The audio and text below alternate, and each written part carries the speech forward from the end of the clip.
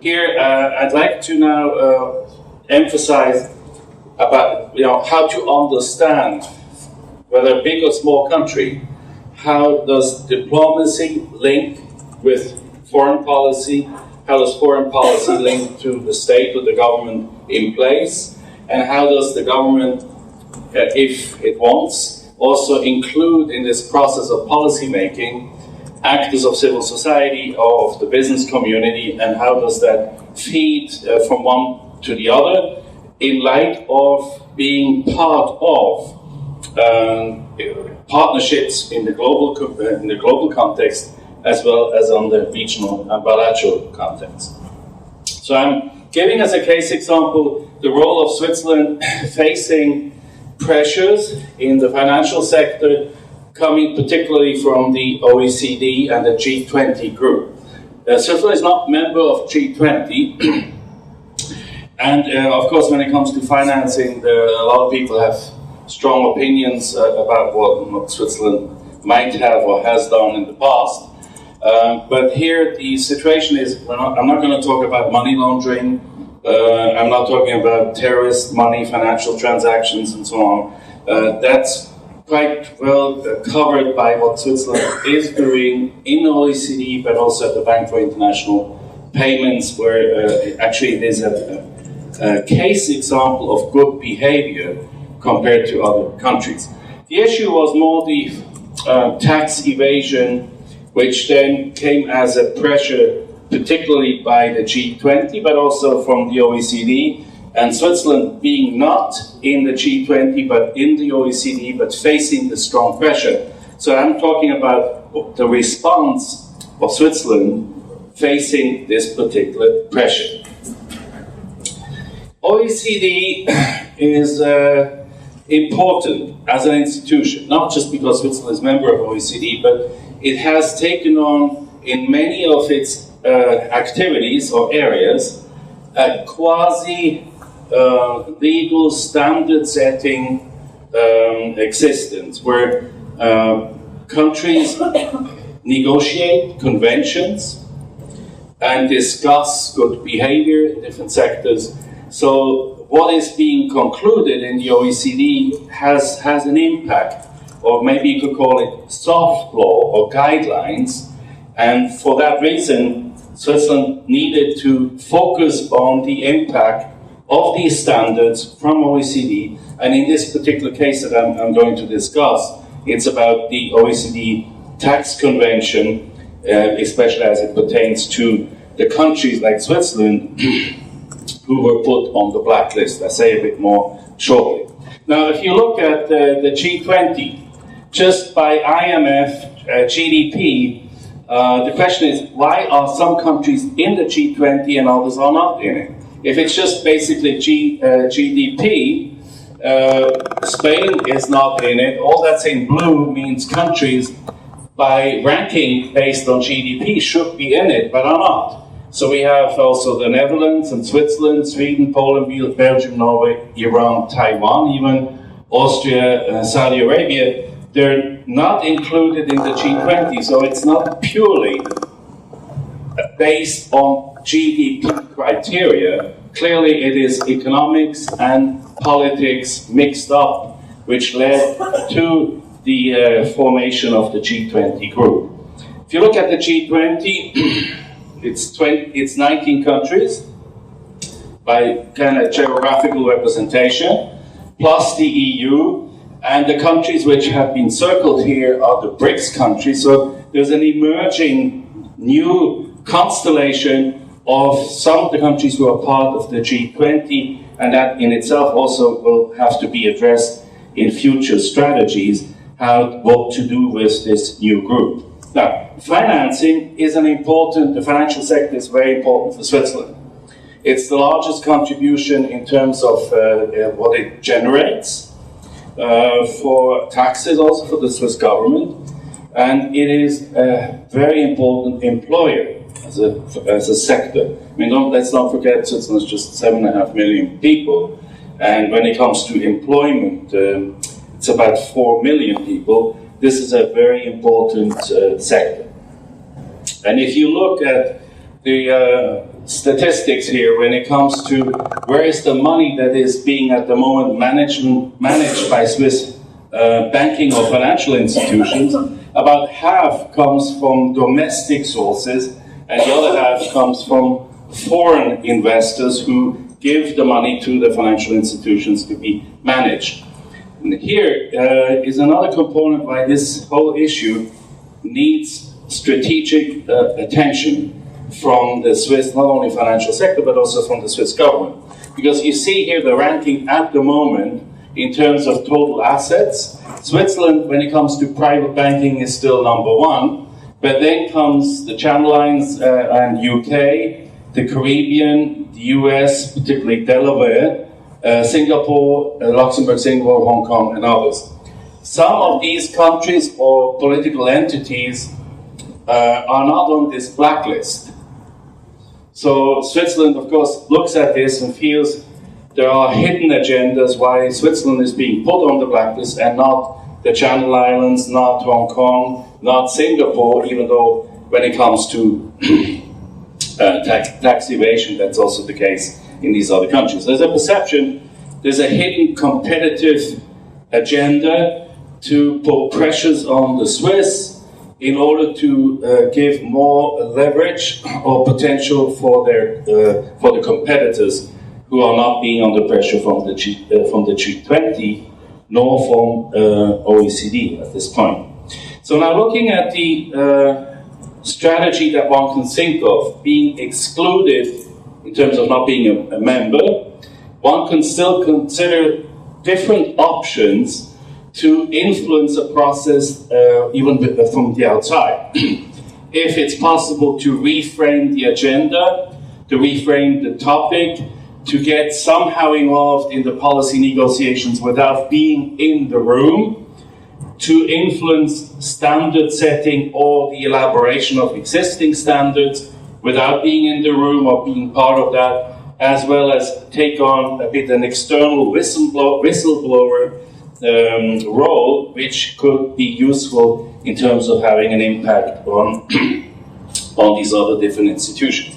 So Switzerland reorganized itself. This is an issue more about interministerial policy coordination, which oftentimes is just not as well thought through in many countries. But here in Switzerland, there's a mechanism based on the following considerations. We have here the 7 ministries. This is the National Bank.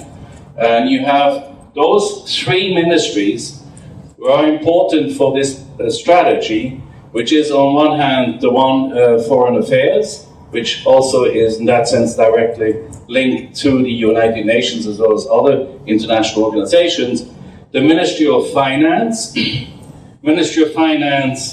which is very much following what's happening at the IMF and has also representatives within the IMF Directorate, and the Ministry of Economic Affairs, which is also watching what's happening at the OECD and is member at the OECD. The Swiss representative or ambassador is in Paris and is active within the OECD. So to face the G20 and their pressures coming through OECD, these sector ministries, economic affairs and financial affairs, plus foreign affairs, they take leading roles in coordinating with the other ministries what can be done in terms of influencing these institutions, which are crucial for what I've been discussing so far. One is the Bank for International Settlements, which is in Basel. And here, a lot is being done in terms of peer reviews, money laundering. Switzerland is very active in these different task forces. Then we have the UN, 3G. 3G, Global Governance Group, was created as a reaction to the G20. The G20, a lot of countries feel, and I think it's quite correct an assessment, It's a grouping of countries who are not necessarily legitimate to speak on behalf of the rest of the world. But it's an important grouping of countries. Hence, others who were excluded, and I've shown you the list of other countries who are just by GDP should be in it, but are not in it. They, like Singapore, particularly Singapore took a lead in this regard. They created a grouping of countries within the UN, and as a counterweight to the G20, saying that the UN should also have influence on the G20, and this G3G, there the lead is the Ministry of Foreign Affairs.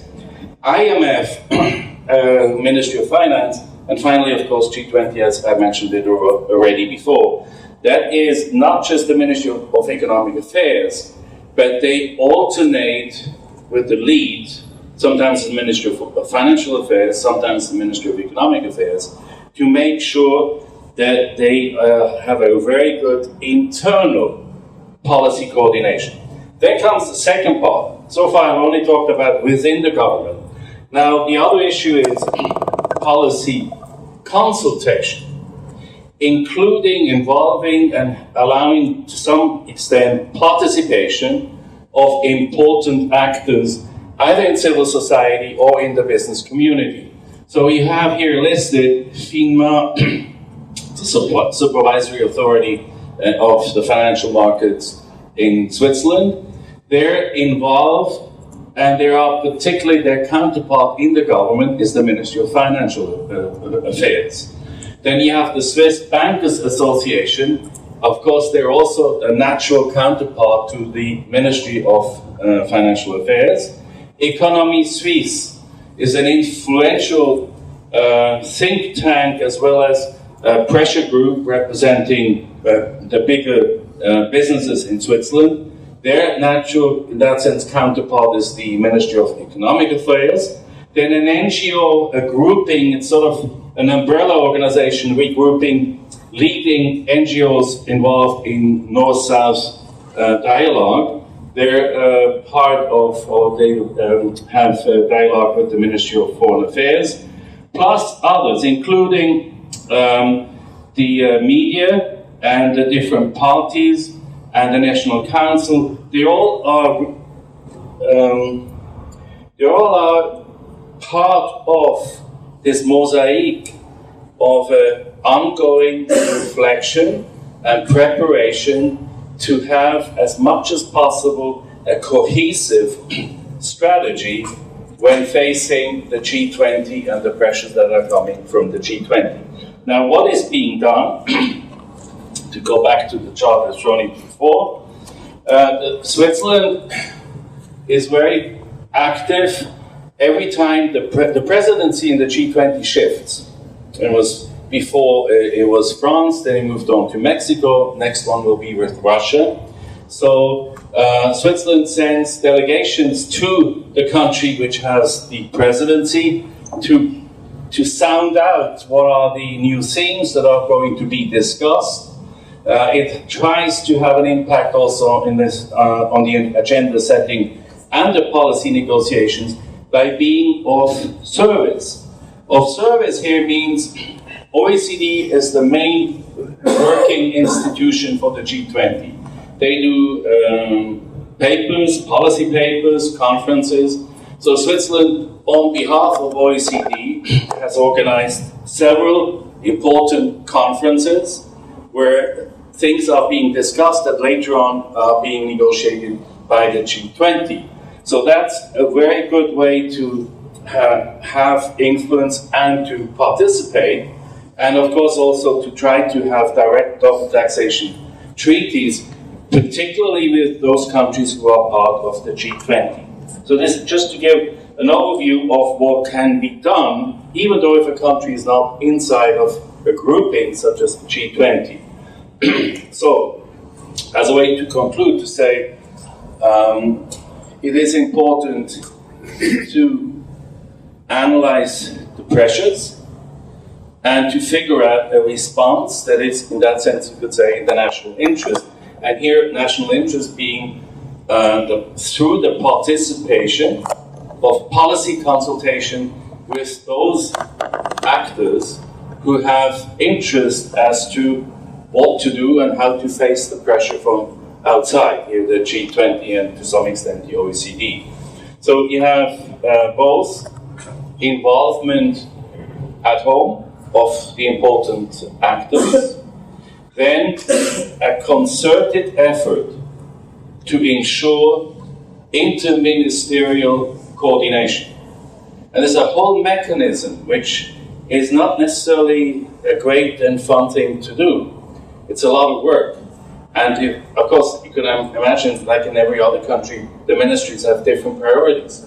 So it is mostly an internal negotiation between the ministries as to how, what to influence, what should be a priority in terms of the interactions outside in the OECD, but also when they face the G20. So to conclude, we're very interested now in the future also to do more studies on putting diplomacy into the larger context. After all, diplomacy is, to some extent you could say, the instrument to implement foreign policy. And foreign policy is there, depending on the government, to do this and not that. And the government in itself should represent the interest of the country, that is, the different business as well as the political and civil society actors, and how to think about the whole thing in a meaningful way, so it would also be at the end effective and not just a talking club. Thank you.